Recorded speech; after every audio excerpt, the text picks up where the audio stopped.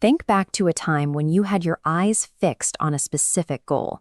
You wanted it desperately, but the objective was so high out of reach, you knew you couldn't get there on your own. When you crave something intensely, whether it's a promotion or social acceptance or a creative milestone, that ambition creates a psychological blind spot. You start looking for a shortcut. Manipulative individuals know exactly how to identify that specific kind of hunger.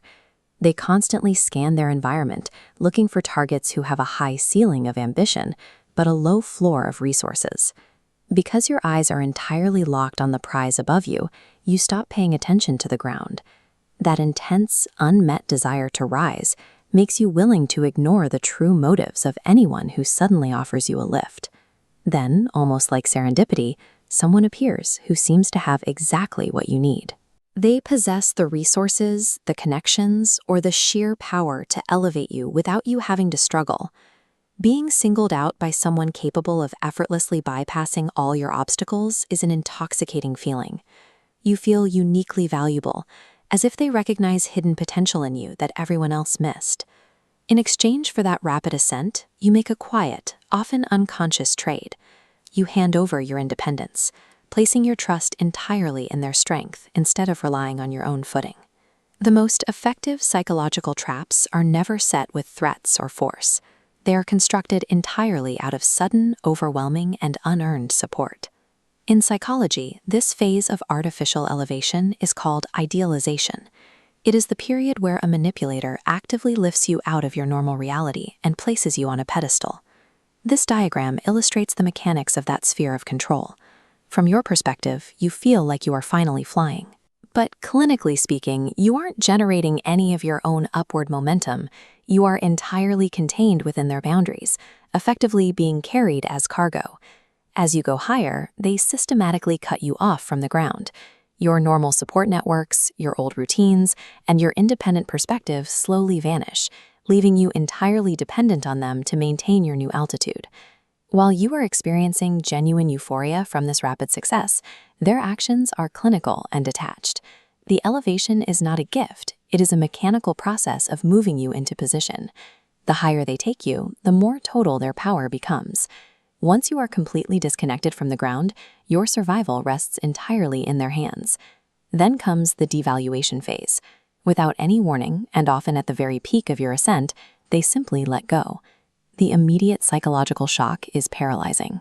One moment, you are completely supported, and the next, the very foundation of your success vanishes, leaving you scrambling in the air to understand what you did wrong.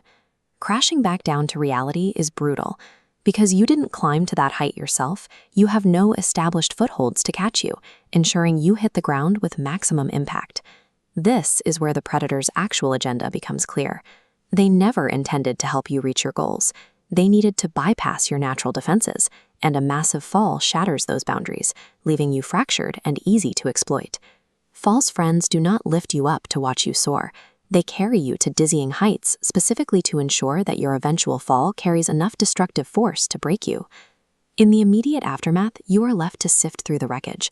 The hardest part is often processing the fact that the intense connection and support you felt were entirely manufactured. Clarity only arrives when you recognize the mechanics of the trap. The sudden drop was not a reflection of your worth, nor was it a failure on your part to maintain the relationship. It was the successful execution of a predator's design. Recovering from that impact requires you to reclaim the agency you surrendered. It is a slow, agonizing process of pushing yourself back up, taking inventory of your injuries, and learning to trust your own weight again. Hitting the rocks strips away the illusion of an easy ascent. Surviving that crash is a harsh but necessary catalyst that cures you of ever desiring a shortcut again. There is a stark difference between the illusion of being carried and the reality of climbing. One is fast, effortless, and completely outside your control. The other is exhausting, deliberate, and entirely yours.